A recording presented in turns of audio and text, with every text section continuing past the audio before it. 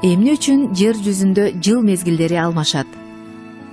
Эмне үчүн кыштан кийин жаз келет, жаздан кийин жай, жайдын артынан күз, андан кийин кайра кыш келет?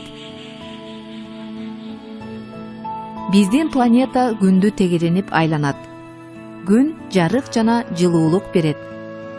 Жер күндү айланып жаткан маалда өз огунда да айланат. Айлануунун огу кичине жантайып турат. Ошондуктан жыл мезгилдеринин алмашуусу жүрөт. Жер шарынын ортосунан экватор өтөт. Бул жерди тең экиге бөлүп турган түз сызык. Бул бөлүктөр жарым шарлар деп аталышат. Жер жүзүнүн үстүңкү бөлүгү түндүк жарым шар, ал эми төмөнкү бөлүгү түштүк жарым шар деп аталат. Жарым шардын күнгө карап турган жагында жай, ал эми карама каршы тарабында кыш мезгили болот. Биз түндүк жарым шарда жашайбыз. Июльдан августка чейин түндүк жарым шар күндү карап жантаят.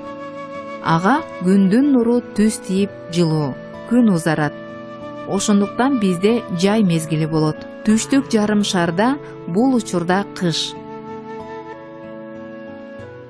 Декабрдан мартка чейин бизде кыш. Бул мезгилде түндүк жарым шар күндөн алыс болуп, күндүн жылуулугун жетиштүү ала албайт. Түштүк жарым шарга күн тийип тургандыктан бул учурда жай мезгили болот.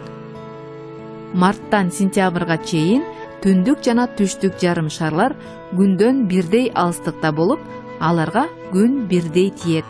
Ушул учурда бизге жаз жана күз келет.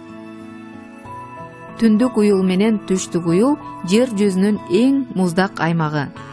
Жердин огу жантайыңкы жайгашкандыктан күндүн нурлары дайыма уюлдарга кыйгач тиет.